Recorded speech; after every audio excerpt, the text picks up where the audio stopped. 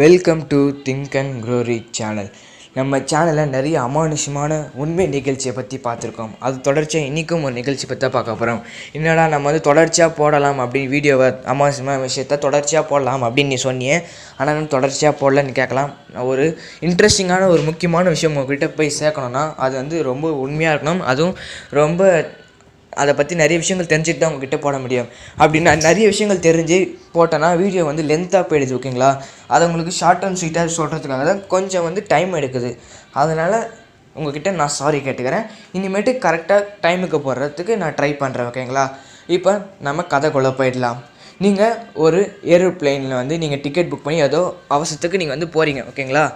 அப்படி நீங்கள் ஒரு ஏரோப்ளைனில் டிக்கெட் புக் பண்ணிவிட்டு நீங்கள் வந்து உள்ளே போகிறீங்க. ஏரோப்ளைனுக்குள்ளே போய் உட்காந்துட்டு சீட் பெல்ட்ஸ் போட சொல்கிறாங்க. அங்கே வந்து சொல்லுவாங்க பார்த்தீங்கன்னா, இன்ஸ்ட்ரக்ஷன் சொல்லுவாங்க பார்த்தீங்கன்னா, சீட் பெல்ட் போட சொல்கிறாங்க. அப்படி போட சொல்லும் போது அங்கே அனௌன்ஸ்மெண்ட்டில் நீங்கள் எந்த அவசரத்துக்கு இறங்கிங்கன்னு தெரில, ஆனால் நீங்கள் போய் சேர வேண்டிய இடத்துக்கு நாங்கள் கரெக்டாக போய் சேர்த்துருவோம். ஆனால் டைம் தான் கொஞ்சம் டிஃபர் ஆகும். என்னென்னு பார்த்தீங்கன்னா 37 வருஷம் கழிச்சு தான் நான் உங்களை போய் சேர்ப்போம் அப்படின்னு சொன்னால் உங்களுக்கு எப்படி இருக்கும்? டேய் வண்டி நிறுத்துகிற ஒழுங்கு முறையை தான் நான் வந்து இறங்கி போயிடுறேன் இங்கேருந்து அப்படின்னு சொல்லுவீங்களா? அதுக்குள்ளே கத்துறதுக்குள்ளே பார்த்தீங்கன்னா அவங்க வந்து டேக் ஆஃப் பண்ணிட்டாங்க. இந்த கதை ரொம்ப இன்ட்ரெஸ்டிங்காக இருக்கும், யாரும் ஸ்கிப் பண்ணாமல் பாருங்கள். The great story of Pan Am 914 the plane disappearance. நம்ம கதை எப்போ ஆரம்பிக்குது பார்த்தீங்கன்னா ஜூலை 2, 1955. அப்போ வந்து பார்த்தீங்கன்னா எல்லோரும் ஃப்ளைட் டிக்கெட் வாங்கிட்டு நியூயார்க்கிலேருந்து பார்த்தீங்கன்னா மினிமம் அப்படின்ற ஒரு ஊருக்கு வந்து மியாமி அப்படின்ற ஊருக்கு வந்து இவங்க வந்து ட்ராவல் ஆகணும், ஓகேங்களா? இங்கேருந்து நியூயார்க்கில் வந்து கிளம்பணும் அந்த ஃப்ளைட்டு. அப்போ வந்து பார்த்தீங்கன்னா எல்லோரும் சந்தோஷமாக வந்து சிரிச்சுக்கிட்டு எல்லாம் ஜாலியாக வந்து ஏதாவது அப்படியே திருவிழா மாதிரி அதுக்கு ஃப்ளைட்டுக்குள்ளே வந்து ஏறிட்டு போயிட்டுருக்காங்க. மொத்தம் 61 பேர் அந்த ஃப்ளைட்டில் மொத்தம் எல்லாரையும் சேர்த்து, அதை ஒர்க்கர்ஸ் அதாவது அங்கே ஒர்க் பண்ணுறாங்களே அவங்களோட எல்லாரையும் சேர்த்து, கிளீனர் அது மாதிரி எல்லாரையும் சேர்த்து பேசஞ்சரோட சேர்த்து பார்த்தீங்கன்னா 61 பேர் மொத்தமாக எல்லோரும் சந்தோஷமாக இருக்காங்க. அப்போ வந்து ஃப்ளைன் டேக் ஆஃப் பண்ணுறதுக்கு முன்னாடி சீட் பெல்ட்ஸ் போடுங்க அது மாதிரிலாம் விஷயங்கள் சொல்கிறாங்க. அப்போ வந்து பார்த்தீங்கன்னா எல்லோரும் ரெடியாக இருக்கும் போது பார்த்தீங்கன்னா அவங்க வந்து சிக்னல் கொடுக்குறாங்க.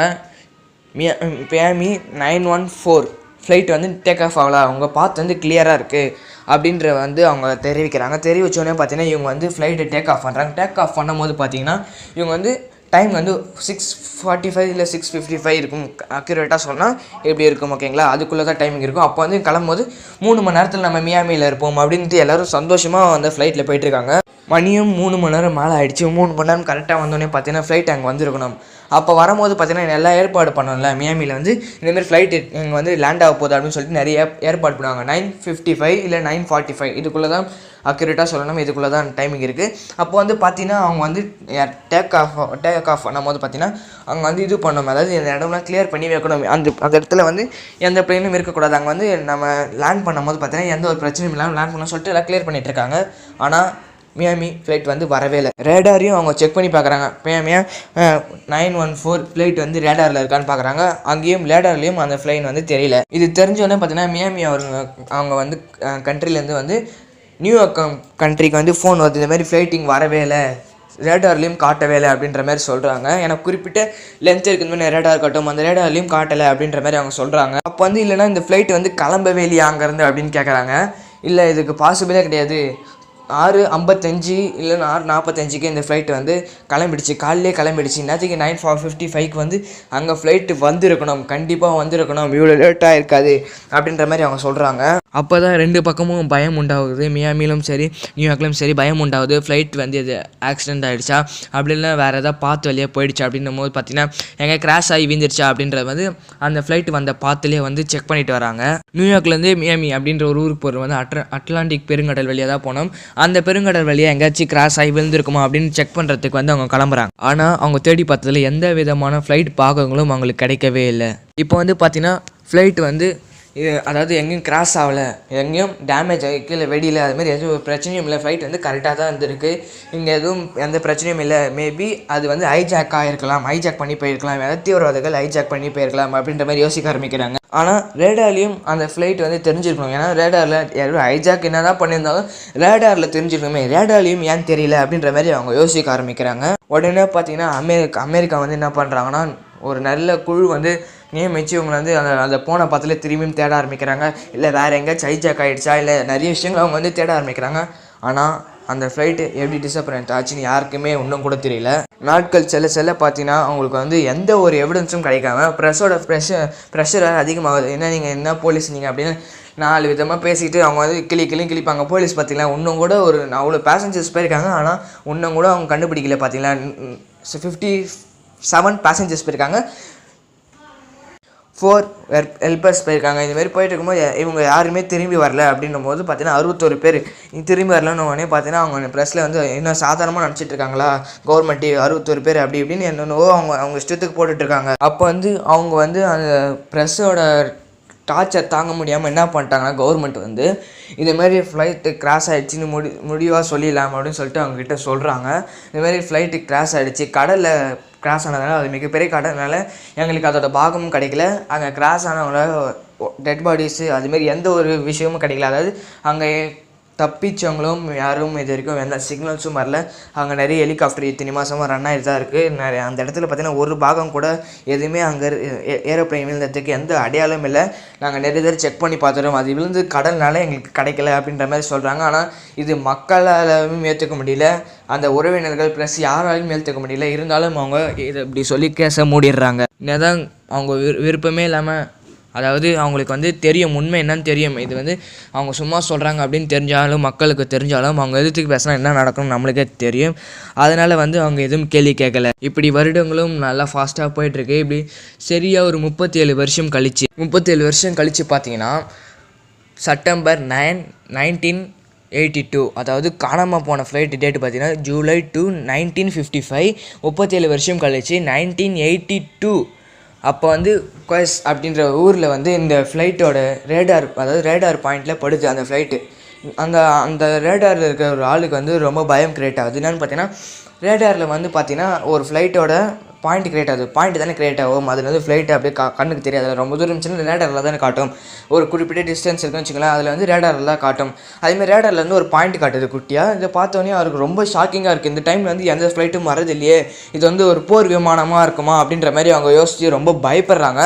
பயந்து போய் என்ன பண்ணுறாரு, ஹையர் அஃபிஷியல் கூப்பிட்டு சொல்கிறாரு, இது வந்து போர் விமானம் போல் இருக்குது, இந்த நேரத்தில் எந்த ஃப்ளைட்டும் நம்மளுக்கு வந்து தரையிறங்குறதுக்கு இல்லை அப்படின்ற மாதிரி அவங்க வந்து ஹையர் அஃபிஷியலுக்கு சொல்லும் போது பார்த்தீங்கன்னா ஹையர் அஃபிஷியல் சொல்கிறாங்க, அதெல்லாம் ஒன்றும் இல்லை, நம்ம ஒரு டாட்டை வச்சு நம்ம எதுவும் முடிவு செய்ய முடியாது, நம்ம கண்ணுக்கு தெரிவிட்டோம் அது வந்து என்ன ஃப்ளைட்டு என்ன இதுவும் நம்ம வந்து அதுக்கப்புறம் நம்ம முடிவு செஞ்சுக்கலாம் அப்படின்ற மாதிரி அவர் சொல்கிறாரு. அந்த டாட்டும் பார்த்தீங்கன்னா விமான நிலையத்தை நோக்கி கொஞ்சம் கொஞ்சமாக கிட்ட வந்துகிட்டே இருக்குது. அது கிட்ட வர பார்த்தீங்கன்னா நம்மளுக்கு கண்ணுக்கு தெரியும். பார்த்தீங்கன்னா அதுமாதிரி கண்ணுக்கு தெரியுது, ரொம்ப கிட்ட வந்தோடனே கண்ணுக்கு தெரியுது. அப்போ பார்க்கறதுக்கு அது நார்மல் விமானம் தான், அது வந்து போர் விமானம் இல்லை, பேசஞ்சர் விமானம் தான் அப்படின்ட்டு வந்து கன்ஃபார்ம் பண்ணுறாங்க. என்னதான் அது பேசஞ்சர்ஸுக்கு ஏரோப்ளைனாக இருந்தாலும் அவங்களுக்கு மிகப்பெரிய ஷாக்கிங்காக இருக்குது. என்னன்னு பார்த்தீங்கன்னா என்னதான் அது சாதாரண பேசஞ்சர்ஸ் ஃப்ளைட்டாக இருந்தாலும் அதோட மாடல் அவங்களுக்கு வந்து அதோட அப்பியரன்ஸ் வந்து பார்த்தீங்கன்னா அவங்களுக்கு மிகப்பெரிய ஷாக்கிங்காக இருக்குது. என்னென்னு பார்த்தீங்கன்னா அது வந்து 20-30 வருஷத்துக்கு முன்னாடி வந்து பார்த்தீங்கன்னா அந்த ஃப்ளைட்டோட மாடல்லாம் தடை செய்யப்பட்டுச்சு. அதாவது அதுக்கு மேலே யாரும் யூஸ் பண்ணப்படலை. ஓகேங்களா, அதோட நிறைய மாடல்ஸ் இருந்தால் அது யாரும் யூஸ் பண்ணுறதில்ல. இப்போ அப்போ வந்து பார்த்தீங்கன்னா அவங்க 1982 வந்து பார்த்தீங்கன்னா அது மாடல் வந்து யாருமே யூஸ் பண்ணுறதில்ல. ஓகேங்களா, கைண்ட் ஆஃப் ஏரோப்ளைன் எப்படி இருந்தாலும் வேலையும் செய்யாது, இந்த இப்போலாம் வேலை செய்யறதும் இல்லை.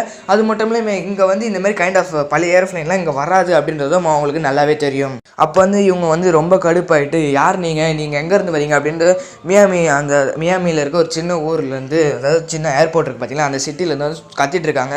நீங்கள் யாருங்க, நீங்கள் எதுவுமே சொல்லாமல் நீங்கள் பாட்டு வந்து லேண்ட் பண்ண வந்துட்டு இருக்கீங்க அப்படின்ற மாதிரி அவங்க கடுப்பாய் திட்டிகிட்டு இருக்காங்க.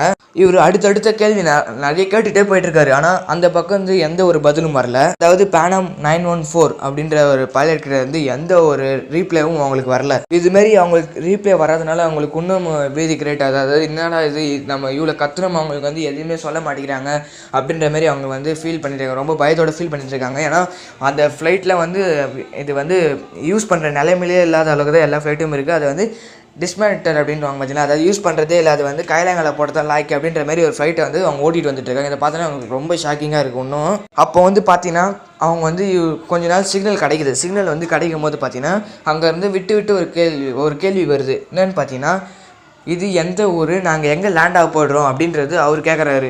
அப்போ வந்து பார்த்தீங்கன்னா நீங்கள் வந்து மியாமியில் தான் லேண்ட் பண்ண போகிறீங்க, நீங்கள் வந்து கரக்கஸ் அப்படின்ற ஒரு ஊரில் வந்து நீங்கள் லேண்ட் பண்ண போகிறீங்க அப்படின்ற மாதிரி அவங்க சொல்கிறாங்க அவங்க கேட்ட கேள்விக்கு.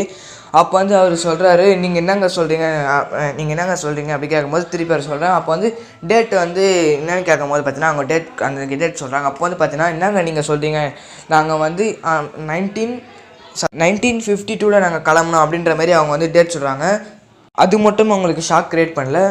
ஒரு அதாவது அவங்க பாதை மாதிரி, அதாவது மியாமி அந்த ஒரு 2லேருந்து இன்னும் 2க்கு வந்து, அதாவது இன்னும் 2க்கு 130 மைல்ஸ் வந்து தப்பாக பாதை மாதிரி சுற்றிக்கிட்டு வந்திருக்காங்க அப்படின்ற ரேடாரில் காட்டுது. ஓகேங்களா, அப்படி வந்து வரவே முடியாது. ஏன்னா ஒரு ஓல்டு மாடல் நியூ மாடல் வந்து இதுவே பார்த்தீங்கன்னா அவ்வளோ பெட்ரோல் இல்லை, அதுக்கு வந்து யூஸ் பண்ணாங்க பார்த்தீங்களா, பெட்ரோல் சம்திங் யூஸ் பண்ணாங்க பார்த்தீங்களா, அது வந்து ஏரோப்ளைன் ஓடுறதுக்கு நம்ம வண்டி ஓடுற மாதிரி அதுக்கும் யூஸ் பண்ணாங்க பார்த்தீங்களா, அது வந்து அவ்வளோ தூரம் வர்றதுக்கெல்லாம் பாசிபிளே இல்லை அப்படின்ற மாதிரி அவங்க இன்னும் ஷாக் ஆகிறாங்க. அப்போ அவங்க சொன்ன டேட் விட்டு கேட்டதில்ல. அப்போ அது சரி திருப்பி நம்ம கேட்டு பார்ப்போம் அப்படின்ற போது திருப்பி அவங்க கேட்குறாங்க, நீங்கள் எப்போ டேக் ஆஃப் ஆனீங்க, அப்போ டைமிங் சொல்லுங்கள், நாங்கள் செக் பண்ணுறோம் அப்படின்ற மாதிரி அவங்க திருப்பி கேட்குறாங்க. இப்போ வந்து பார்த்தீங்கன்னா எல்லாமே கிளியராக கேட்குது, அதனால திருப்பி கேட்குறாங்க அவங்ககிட்ட. அப்போ வந்து பார்த்தீங்கன்னா நம்ம வந்து அவங்க எதாவது விட்டு கேட்டதால நம்மளுக்கு தப்பாக கேட்டிருக்கோம் அப்படின்ற மாதிரி திருப்பி கேட்கும் போது பார்த்தீங்கன்னா அவர் சொன்ன பதில், அந்த இது பேனாம் 914 பைலட் சொன்ன பதில் வந்து இவங்களுக்கு வெடிகுண்டு போட்ட மாதிரி இருக்குது. ஏன்னு பார்த்தீங்கன்னா நாங்கள் வந்து 6 மணி அளவில், காலையில் 6 மணி அளவில் பார்த்தீங்கன்னா நாங்கள் ஜூன் 2 1995 1952 சாரி நான் தப்பாக சொல்லிட்டேன், மன்னிச்சிக்கோங்க. 1952 வந்து நாங்கள் கிளம்புனோம் அப்படின்னு சொல்லும் போது பார்த்தீங்கன்னா எங்களுக்கு ஒரு மிகப்பெரிய இடி விழுது. ஏன்னா ஒரு நாள் ஃபுல்லாகவே ஃப்ளைட்டு வந்து நீங்கள் வானத்தில் பறக்க வைக்கிறது ரொம்ப கஷ்டம். இவரோ 37 வருஷம் வானத்தில் பறந்தது அப்படின்ற மாதிரி அவங்க சொல்கிறாங்க. அதுக்கப்புறம் நீ என்னடா பைத்தியக்காரனாடா, நீ என்ன காமெடி பண்ணிட்டு இருக்க அப்படின்ற மாதிரி அவங்க திட்டிட்டு இருக்காங்க, இன்னும் டென்ஷன் ஆகி. அப்போ வந்து பார்த்தீங்கன்னா இவன் பைத்தியக்காரன் போல இருக்கு அப்படி இப்படி திட்டிட்டு அவங்களுக்கு அவங்க பயத்துலேயே ஒரு டென்ஷன் கிரியேட் ஆகி அவங்க வந்து திட்டிட்டு இருக்காங்க, லூஸ் மாதிரி பேசாத, வந்து பைத்தியக்காரன் ஹாஸ்பிட்டலேருந்து கூப்பிட்டு வந்தாங்களா அப்படின்ற மாதிரி ஏதோ திட்டிட்டு இருக்காங்க, அவங்க கண்ணை வழி திட்டிட்டு இருக்காங்க. அப்போ வந்து அவங்க பார்த்துட்டே இருக்காங்க, பார்க்க தானே முடியும், அவங்களால என்ன பண்ண முடியும், இப்போ வந்து எதுவும் பண்ண முடியாது, ஏன்னா பேசஞ்சர்ஸும் இருக்காங்க அப்படின்றத அவங்க சொல்கிறான். அதனால் இவங்க எல்லாம் எதுவும் பண்ண முடியல. ஓகேங்களா, அதனால என்ன பண்ணுறாங்க, நிறைய போலீஸு மிலிட்ரிஸ்லாம் கூப்பிட்டு வந்து அங்கே இறக்கி வைக்கிறாங்க. ஏன் அப்புறமா ஃபயர் இன்ஜினும் கூப்பிட்டு வந்தாங்க. ஏன் இதெல்லாம் கூப்பிட்டு வந்தாங்க பார்த்தீங்கன்னா, பைலட் தான் லூஸு தனமாக ஏதோ பண்ணிகிட்டு இருக்கான், அவன் ஒரு லூஸு போல இருக்குது. பைலட் தான் லூஸுனா அது பேசஞ்சர்ஸ் இருக்காங்க, பேசஞ்சர்ஸ் நம்ம எப்படியா காப்பாற்றணும் அப்படின்றதுக்காக இவ்வளோ ஏற்பாடும் பண்ணுறாங்க. அப்போ ஃப்ளைட்டும் லேண்ட் ஆக போகிற ஸ்டேஜில் தான் இருக்குது. அப்போ வந்து பார்த்தீங்கன்னா அங்கே வந்து அனௌன்ஸ் பண்ணுவாங்க பார்த்தீங்களா, அதாவது அந்த ஏர்போர்ட்டில் அனௌன்ஸ் பண்ணாங்க பார்த்தீங்களா, அவர் வாயை வச்சுட்டு கவனம் இல்லாமல் என்ன சொல்லியிருக்காருன்னா, ஹலோ ப்ரோ, இங்கே வந்து நீங்கள் என்ன ஏர் தெரியுமா, இது நீங்கள் வந்து இன்னும் ஒரு 1952 சொல்கிறீங்க, என்ன ஏர் தெரியுமா, 1982 ப்ரோ அப்படின்ற மாதிரி அவர் வந்து சொல்லிட்டு இருக்காரு. அவர்கிட்ட சொல்லும் போது பார்த்தா இவருக்கு ரொம்ப ஷாக்கிங் ஆகுது. அப்போ தான் அவங்க கிட்ட இறங்கும் போது தான் பார்க்குறாங்க, சுற்றி இருக்க பில்டிங்லாம் பார்க்குறாங்க, ரொம்ப பெருசாக கட்டடம்லாம் இருக்குது, ரொம்ப கண்ணாடியிலலாம் கட்டியிருக்காங்க. இதெல்லாம் பார்த்தோன்னே அவங்களுக்கு ரொம்ப ஷாக்கிங்காக இருக்குது. ஏன்னா அவங்களுக்கு தெரியும் இது வந்து அப்போ வந்து அவ்வளோ பெரிய வளர்ச்சிலாம் இல்லை எந்த நாட்டிலையும். ஏன்னா அவங்க அமெரிக்கா இருக்காங்க, யூகேயில் இருக்காங்க, அமெரிக்கா தான் யுனைடெட் ஸ்டேட்ஸ் சொல்லுவாங்க. அங்கே இருக்கும்போது அதை விட வளர்ச்சி அங்கே இருக்க போகுது அப்படின்ற மாதிரி அவங்க பார்த்துட்டே இருக்காங்க. அப்போ வந்து இவர் சொன்னதை வந்து அவங்களுக்கு வந்து என்னடா சொல்கிற கிறுக்க பையன் அப்படின்னு சொல்லிட்டு அவங்க வந்து அதாவது லேண்ட் பண்ண வந்த ஏரோப்ளைன் பார்த்தீங்கன்னா டப்புன்னு அப்படியே சொயின்னு மேலே அப்படியே டேக் ஆஃப் பண்ணிட்டாங்க. அப்புறமா பார்த்தீங்கன்னா நில்றா அப்படின்னு கத்திட்டு பின்னாடியே நிறைய போலீஸ்லாம் போயிருக்காங்க. அப்போ வந்து அங்கே வந்து ராணுவம், அதாவது ஹெலிகாப்டர் ஏரோப்ளைன் அதுமாரி கொண்டு வராமல் போலீஸு மிலிட்ரி அதுமாரி வர வச்சுட்டு இருக்காங்க மொட்டை பசங்க. அதுமாரி பண்ணதுனால பார்த்தீங்கன்னா என்ன ஆச்சுன்னா, அந்த ஏரோப்ளைன் அவன் பாட்டு போயிட்டே இருந்திருக்கான். நம்ம வந்து ஏதோ தப்பான இடத்துல லேண்ட் ஆக போகிறோம், இவங்க எல்லாம் பைத்தியக்காரங்க மாதிரி பேசிகிட்டு இருக்காங்க, ஏதோ வருஷங்கள்லாம் மாற்றி சொல்லிட்டு இருக்காங்க அப்படின்னு சொல்லிட்டு அந்த ஃப்ளைட்டை டேக் ஆஃப் பண்ணிட்டாங்க. சரி ரேடார்லாச்சும் பார்க்கலாம் அப்படின்ற மாதிரி பார்க்குறாங்க. அப்போ வந்து இனிஷியலாக எப்படி வந்து ரேடார்க்குள்ளே அதுவே வந்துச்சோ அதேமாரி அதுவே கொஞ்சம் தூரம் போன பிறகு அதுவே கட் ஆகிடுச்சு. அங்கே காட்டேஜில் இருக்க அவர் வண்டி வாயை மூடிட்டு கம்னு இருந்தாருன்னா அவர் வந்து லேண்ட் பண்ணிட்டாச்சு ஏதாவது பேசியிருக்கலாம், நம்ம வந்து என்ன தீர்வுன்னு கண்டுபிடிச்சிருக்காங்க. அவர் வாயை வச்சுட்டு கம்மில்லாமல் என்ன வருஷம் தெரியுமா அப்படி இப்படின்னு அவரை கேட்டு சொல்லிவிட்டு அவர் வந்து டேக் ஆஃப் பண்ணிட்டு போன ஃப்ளைட்டு வந்து மாயமாக மறைஞ்சிருச்சு.